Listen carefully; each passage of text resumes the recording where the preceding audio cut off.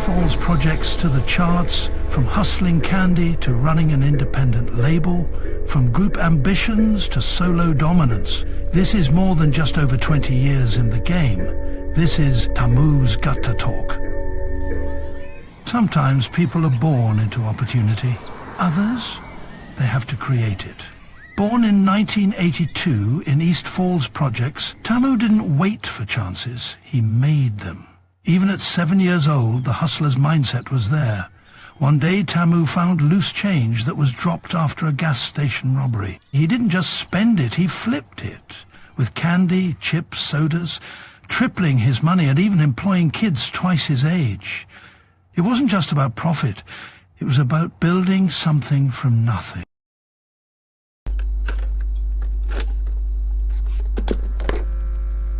But before the hustle was the music.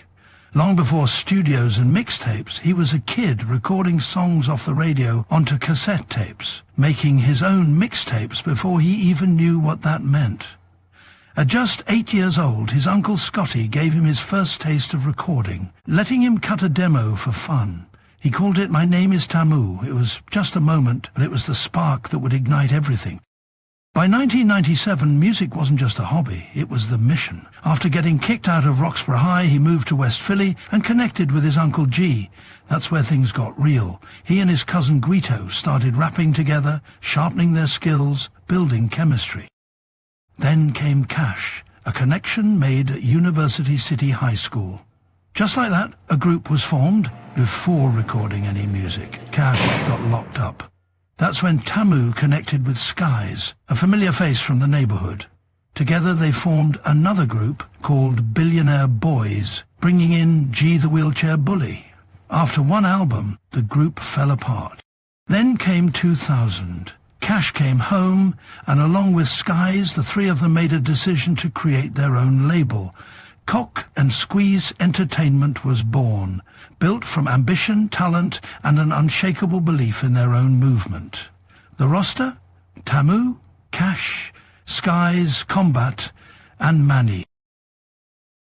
But Tamu, Cash, and Skies weren't done there. They formed a group within the label called IC, short for Inside Connects. Inside Connects dropped a mixtape that featured a track called Gutta Talk, a song that captured their raw, unfiltered style. Meanwhile, Cock and Squeeze was putting out compilation albums, proving that Philly had more to offer than just the major label names. This was happening at a time when Philly was on fire.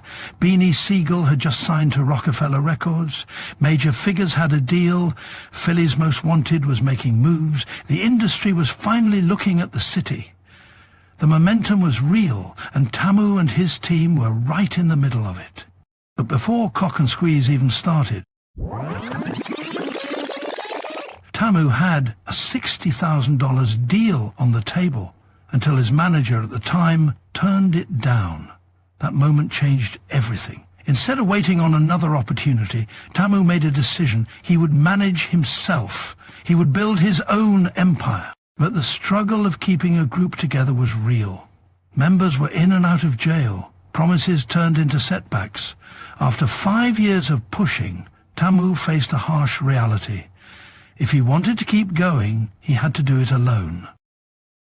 By 2005, Tamu had a choice. Keep waiting for a stable squad or bet on himself. And that's when he made the move that changed everything.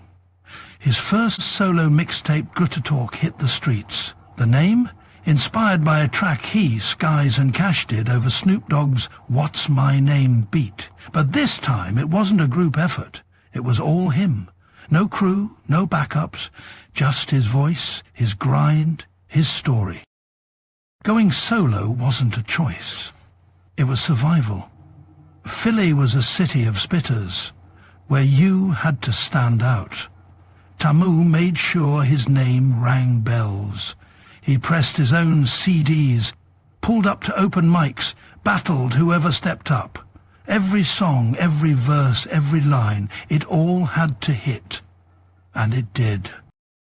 Project after project, he built his catalogue. No shortcuts, no cosigns, just bars, beats, and that real gutter talk.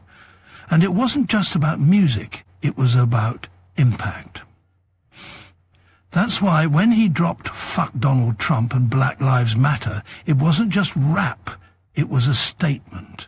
And that statement hit so hard, it put him above Kendrick Lamar and Drake on the Billboard charts, peaking at number 4, right under Britney Spears. That was a moment, but moments don't make a career, consistency does. And over the next 2 decades, Tamu stayed relentless. 23 solo projects, 50 to 100 features. The industry changed, the sound evolved, but the grind, that stayed the same.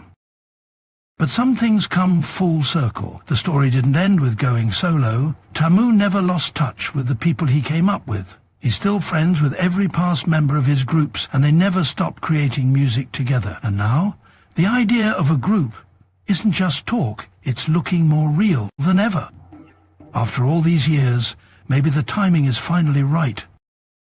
Over 20 years in, and he's still writing new chapters. Still got music to drop, stories to tell, and a legacy to build. For those who've been there since day one, or those just now tuning in, understand this: Tamu isn't done. He's just getting started. Hey yo, I do it for them niggas who ain't had shit. Do it for niggas in the kitchen cooking and bagging. Do it for bitches who be stripping to bring that cash in. If my back's against the wall, you know I get the blast. They roll up the good gas, throw a little hash, and they all in my business, wanna know who I'm smashing. I got a clothing line, yeah, I do a little fashion. Next on the list is I'ma do a little acting.